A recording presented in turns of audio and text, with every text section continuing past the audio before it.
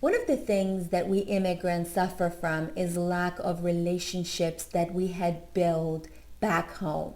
See, when we migrate, we say goodbye to the relationships that we had built for the past 10, 15, 20, 30, or even 40 years of our lives, right? And we have to start that from fresh.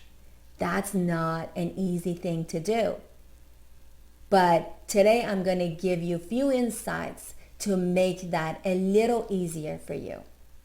I'm Mehran, and I'm a career and communication coach, and I help immigrants and minority to communicate their ideas with more compassion and more confidence. So, as I said, to build relationships, we need to build trust. Now, this could be for work or in our personal lives. One of the first things that I tell people is be truthful to your words. Say the truth. Even if your way of looking at things is not the right way, always speak from your perspective and be ready to listen to others. The second thing is having the courage to say no. This is very important, especially for a lot of my friends or my clients that want to please everybody else. See, you might say yes to their request, whether that's professional or personal, and make them happy, but by not making that commitment, you lose trust. So it is important to say no and give the reason from your end of truth, right? And communicate that clearly with them in order to build trust.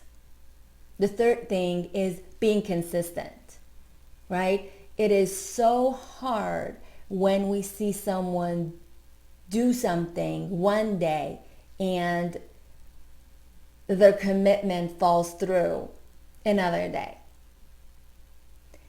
The fourth thing is helping. A lot of times we forget, and I've seen that so often, we forget to help others. Whether it's you're a mom or you're a dad and you have a child that is in school, do you volunteer?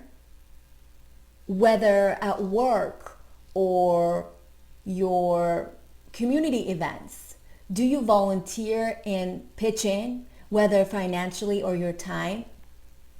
There's so many relationships that can be built through these events, and we forget about that. There's so much trust that can be built by doing work together. Unfortunately, some of us weren't grown in the culture that encouraged volunteer work and helping others. So that's another important thing that you need to keep in mind. Another thing is admitting to mistakes, right? All of us make mistakes, and that's okay. We experience something, and after fact, we have a new vision.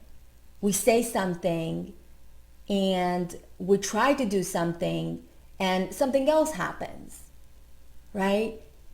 Being willing to own the mistake and to apologize for it, it helps the relationships to get stronger.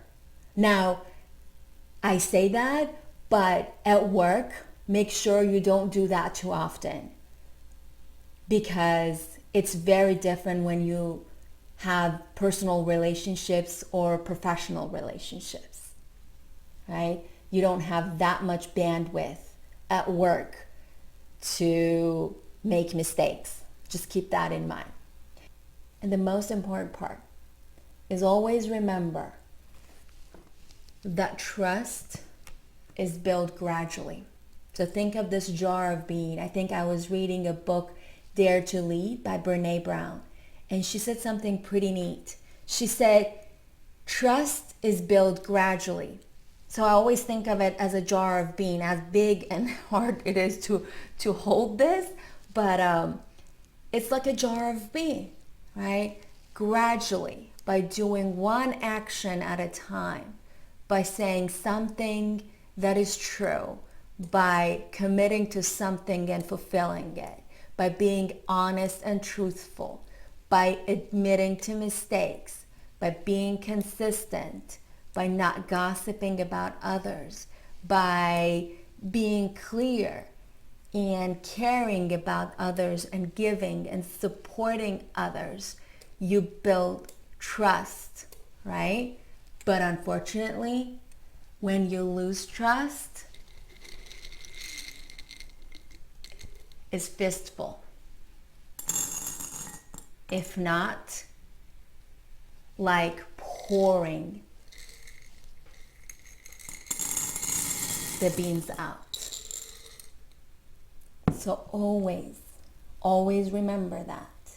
Trust is built gradually and is lost in chunks.